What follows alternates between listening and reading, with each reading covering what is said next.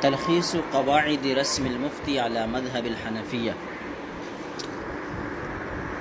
رسم المفتی کے قواعد کا خلاصہ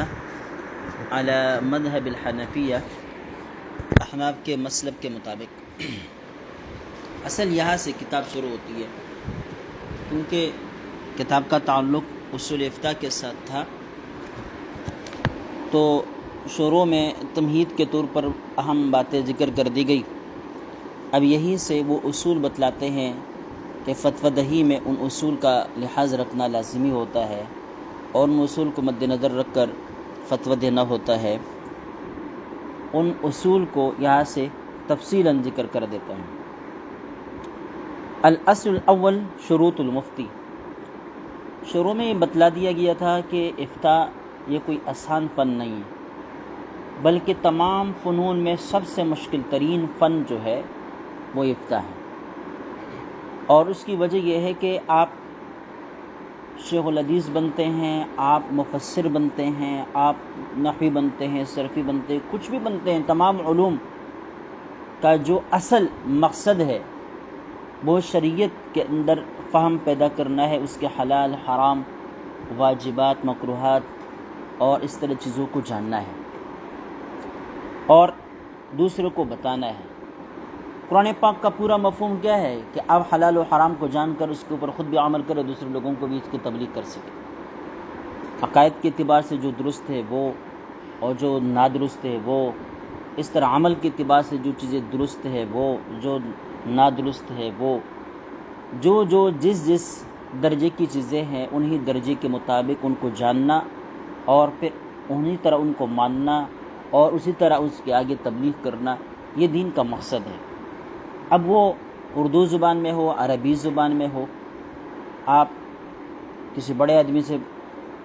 سنیں، پڑھے یا چھوٹے سے پڑھے، بس آپ کو وہ مقصد حاصل ہو جانا چاہیے۔ وہ کس زبان میں مخصوص نہیں ہے اور وہ کسی طرز میں مخصوص نہیں ہے، بس آپ کے پاس حلال و حرام کا علم قرآن پاک کی اور اس طرح احادیث نبوی کے واسطے سے پہنچ جانا چاہیے۔ یہ ہے اصل بنیاد۔ اگر یہ چیزیں آپ کو بغیر لکھے پڑھے حاصل ہے تو بھی آپ گویا کہ عالم دیندار ہیں، اور اگر آپ کو کتابیں پڑھ کر بھی یہ چیزیں معلوم نہیں ہیں تو عالم ہونے کے باوجود بھی آپ جاہل ہیں۔ اصل چیز یہی ہے، حلال و حرام کا علم۔ تو حرام و حلال کا علم جو ہے وہ فقہ ہے، اور اس فقہ کو اس نہج پر لے کر جانا، اس کے اندر اتنی مہارت کو پیدا کرنا کہ آپ دوسرے کو یہ فقہی مسئلہ بتا سکے، یہ افتاء ہے۔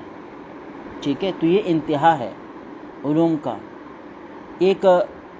دینی علوم کے اعتبار سے جو آپ ان سے درجے تک پہنچ سکتے ہیں وہ افتاء ہی ہے، اس سے بڑھ کر اس علم کا کوئی اور منصب نہیں۔ اس لیے یہ انتہائی مشکل معاملہ ہے، جتنی اہمیت کے حامل ہے اتنی جو ہے نا اس کی مشکلات بھی بہت ہیں۔ تو فتویٰ کیا ہے کیا نہیں ہے اس کی تعریفیں تو شروع میں ہو گئی تھی۔ اب یہاں سے جو فتویٰ دینے کے لیے اپنے آپ کو پیش کر دیتا ہے اور اپنے آپ کو مفتی متعارف کرواتا ہے، اس کے لیے اصول ذکر کر دیتے ہیں، ان کے لیے شروط ذکر کر دیتے ہیں۔ کہتے ہیں لا يجوز الافتاء لمن لم يتعلم الفقہ لدى اساتذة مہرۃ۔ افتاء فتویٰ دینا جائز نہیں ہے اس شخص کے لیے جس نے فقہ ماہر اساتذہ کرام کے پاس سے نہ سیکھا ہو۔ وإنما طالع الكتب الفقہیۃ بنفسہ، بلکہ اس نے فقہی کتابوں کا از خود مطالعہ کر دیا ہو۔ تو جس شخص نے ماہر اساتذہ کے سامنے بیٹھ کر اور ان کے ساتھ طویل عرصہ گزار کر فقہی مہارت حاصل نہ کی ہو تو صرف اور صرف کتابوں کے مطالعہ سے فتویٰ دینا شرعاً جائز نہیں ہے۔ کما لا يجوز الافتاء لكل من تعلم الفقہ لدى الاساتذہ، جیسے کہ یہ بھی جائز نہیں ہے کہ جس کسی نے بھی اساتذہ کے پاس فقہ کو سیکھ لیا اب وہ مفتی بن جائے، لوگوں کو فتویٰ دینا شروع کر دے، یہ بھی درست اور جائز نہیں ہے۔ یعنی صرف فقہی کتابوں کے پڑھنے سے بھی انسان کے اندر فتویٰ دہی کی صلاحیت پیدا نہیں ہوتی اور انسان کو فتویٰ دینے کا جواز حاصل نہیں ہوتا۔ جیسے کہ ہم درجہ اولی سے لے کر دور حدیث تک فقہی کتابیں ہی پڑھتے رہتے ہیں،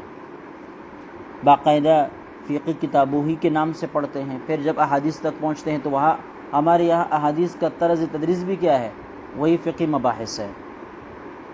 تو درجہ اولی نور الازاں سے لے کر بخاری تک ساری ہماری ابحاث چلتی ہے فقہی، لیکن اس کے باوجود بھی حضرت آگے لکھتے ہیں کہ درس نظامی سے فارغ ہونے والے رسمی طور پر جو علماء بنتے ہیں ان کو بھی اس بات کا حق حاصل نہیں ہے کہ کسی کو فتویٰ دیں، ٹھیک ہے۔ كما لا يجوز الافتاء لكل من تعلم الفقه لدى الاساتذه حتى تحصل له ملكة يعرف بها یا يعرف بها اصول الاحکام وقواعدها وعللها، یہاں تک کہ اس کو ایک ملکہ حاصل ہو جس ملکہ کی طاقت و قدرت سے یعرف بها اصول الاحکام، احکام کے اصولوں کو جانتا ہو، وقواعدها، قواعد کو جانتا ہو، وعللها، اور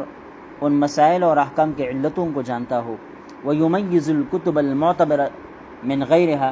کتاب معتبر اور غیر معتبر کتابوں کے ایک دوسرے سے جدا کر دیتا ہوں۔ پہلے بتلا بھی دیا گیا ہے کچھ کتابیں ایسی ہیں جن سے فتویٰ دینا جائز نہیں ہے، تو آپ کو یہ معلوم ہونا چاہیے کہ کون سے مفتی کے یا کون سے عالم کے کون سی کتاب کا اعتبار کیا جائے گا، کون سی کتاب کا اعتبار نہیں ہوتا، اس سے فتویٰ دینا درست نہیں۔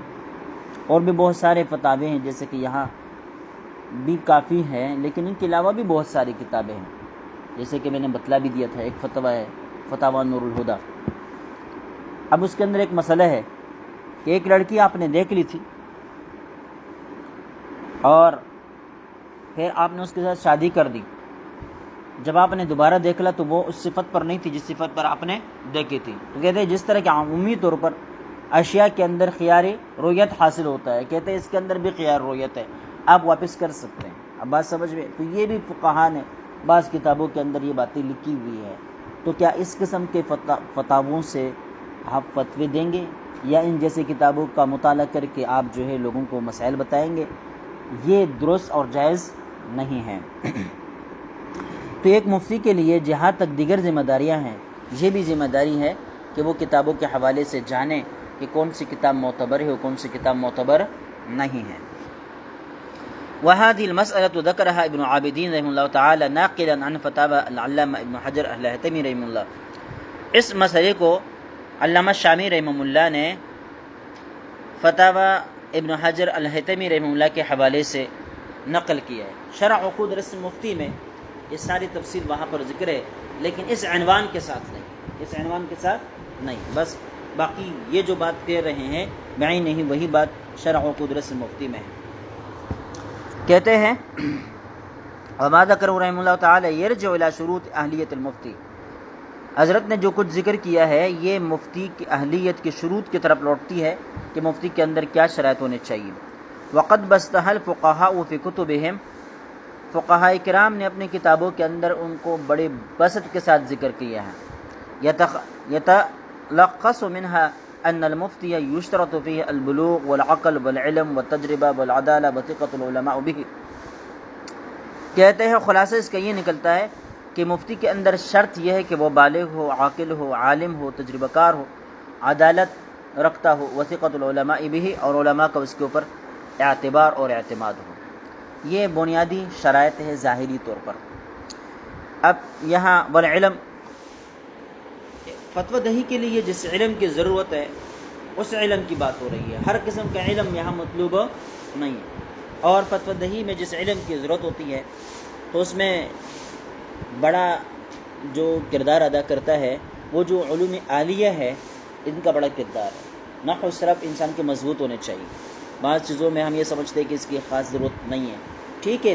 دقائق اور گہرائیوں میں جانے کی ضرورت نہیں ہے، لیکن جو اس کی بنیادی باتیں ہیں کہ جس کی وجہ سے آپ کسی عبارت کو دیکھ کر یہ کہہ سکیں کہ یہ درست ہے یا درست نہیں ہے، آپ کسی عبارت کے اندر احتمالات کو پیدا کر سکے کہ اگر اس کو اس طرح پڑھیں گے تو پھر درست رہے گا ورنہ درست نہیں ہو سکتا۔ کئی ساتھیوں کو میں نے بتلا بھی دیا اور یہ سے واقعات پیش آتے بھی ہیں کہ عبارت کو دیکھ لیتے ہیں، طالب علم ہمارے سامنے بیٹھ کر نقل کر رہے ہوتے کتاب سے، لیکن اس کے باوجود بھی عبارت درست نہیں لگتی، چیک کرنا پڑتا ہے، نسخے بدلنے پڑتے ہیں۔ تو یہ صرف نقل سے نہیں ہوتا، لکیر کے فقیر بننے سے نہیں ہوتا، مہارت حاصل ہو جانی چاہیے، آپ کے اندر علوم عالیہ کے حوالے سے اتنی اہلیت ہونی چاہیے کہ آپ عبارت کو دیکھ کر یہ کہہ سکے کہ یہ درست ہے یا درست نہیں ہے، یا کم از کم آپ کوئی نہ کوئی احتمال بیان کر کے اس عبارت کے اوپر یہ کہہ سکے کہ بھائی اس کے اندر یہ احتمال ہے اور اس احتمال کی وجہ سے یہ درست ہو سکتا ہے، دوسرا احتمال اس کے اندر یہ ہے، اگر وہ ہو تو پھر یہ درست نہیں ہے۔ سمجھ گئے؟ اس طرح علم اشتقاق کے حوالے سے بھی کچھ نہ کچھ معلومات انسان کو ضرور ہونی چاہیے۔ باقی نقلیات ہے تو نقلیات جیسے قرآن پاک ہے، احادیث ہے، ان کے اوپر اگر تمام احادیث آپ کو یاد بھی نہ ہو، جیسے کہ فضائل ہے، بس یہ اللہ کا کرم ہے کہ یہ جو صحاحی ستہ ہے اس کے اندر شریعت کے تمام احکام جمع ہے، فضائل بہت ہی کم جو ہے کبھی ضرورت پڑتی ہے ان کتابوں کے علاوہ کسی اور کتاب کی طرف مراجعات کرنے کی، ورنہ اصل احکام انہی کتابوں کے اندر جمع کر دیے گئے ہیں۔ تو کم از کم ان کتابوں کے حوالے سے آپ کو اتنا پتہ ہو کہ یہ حدیث ان کتابوں میں ہو سکتی ہے یا نہیں، یہ مسئلہ کسی حدیث میں ذکر ہے یا نہیں، وہ آپ کو بعینی حدیث یاد نہ ہو، لیکن اتنا ہو کہ حدیث میں اس کا ذکر ہو سکتا ہے یا نہیں۔ جیسے کبھی کبھی آپ دیکھتے بھی ہیں کہ کوئی مسئلہ سامنے آ جاتا ہے، حوالے نقل کر دیے جاتے ہیں، لیکن چونکہ ہمارے یہاں قرآن پاک کے بعد پھر حدیث کا بھی ایک حد تک اہتمام کر دیا جاتا ہے، تو پھر حدیث کی تلاش کی جاتی ہے۔ سمجھ گئے؟ تو اس کی اہمیت کم از کم انسان کے مطالعے سے یہ باتیں اور یہ احادیث گزر چکی ہو، اور اتنا اس کا حافظہ ہو کہ جان لیتا ہو، سمجھ لیتا ہو کہ بھائی اس مسئلے کے حوالے سے کوئی حدیث مل سکتی ہے یا نہیں مل سکتی۔ بہرحال وہ تجربہ، ساتھ ساتھ تجربہ بھی ہونا چاہیے کہ انسان کو مہارت حاصل ہو، تجربہ ہو، اور وہ ان باریکیوں کو جانتا اور سمجھتا ہو۔ والعدالہ، عدالت عمل کے اعتبار سے عدالت ایک صفت ہے جو آپ کو نیکی کے اوپر آمادہ کر دیتی ہے اور آپ کو وقار مسنجدہ رکھتی ہے۔ وثقۃ العلماء بھی، اور علماء کا اعتماد بھی حاصل ہونا چاہیے۔ ونذکر فیما یلی بعض التفاصیل لهذه الشروط، کہتے ہیں ان شروط کے لیے ہم کچھ تفصیلات بھی ذکر کریں گے۔